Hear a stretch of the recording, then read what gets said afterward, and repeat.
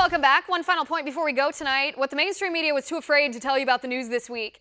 This week, while the mainstream media obsessed about President Trump's trade negotiations with Canada's Prime Minister, Justin Trudeau, here are the things that happened that really matter. A Florida teenager kills a 13-year-old at a sleepover and stabs the 13-year-old's mother. The 17-year-old attacker was billed by the media as a Florida teenager. But the truth of the matter is, the 17-year-old was a Muslim convert. He watched ISIS propaganda videos, and what's even worse, the local police department had investigated the 17-year-old at one point because the kid was watching ISIS propaganda online. In other words, the 17-year-old is not a Florida teenager. He's a radical Islamist. But did the mainstream media tell you about the radical Islamic aspect to this murder? Oh no, they didn't. A high school student was forced to leave school grounds during the national walkout on Wednesday because he was holding a sign that read, "Guns don't kill people, people kill people." In other words, the kids that were screaming, "Donald Trump, NRA, how many kids did you kill today?" they were celebrated. And the kids that support our constitutionally protected right to bear arms were thrown in the back of a police car. But did the mainstream media show you that video? Oh no, they didn't. President Trump's border wall might just pay for itself.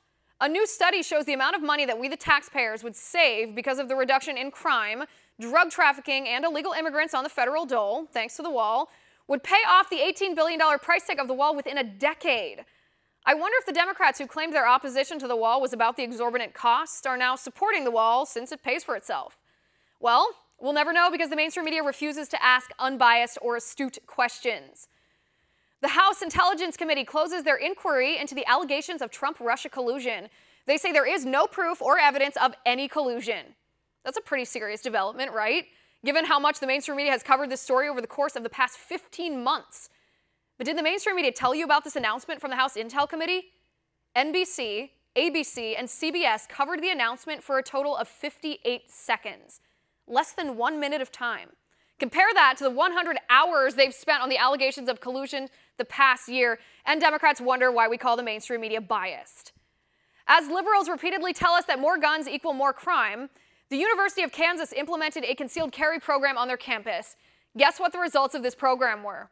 More guns, less crime. That's right, a 13% decrease in crime the year after concealed carry was allowed on campus, and 0 weapons violations. This after the campus experienced 14 weapons violations in the 8 years prior.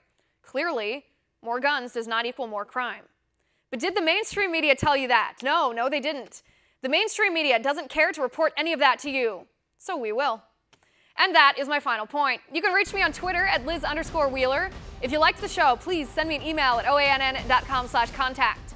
In the meantime, catch us here tomorrow at 9 p.m. Eastern. And until then, have a good night.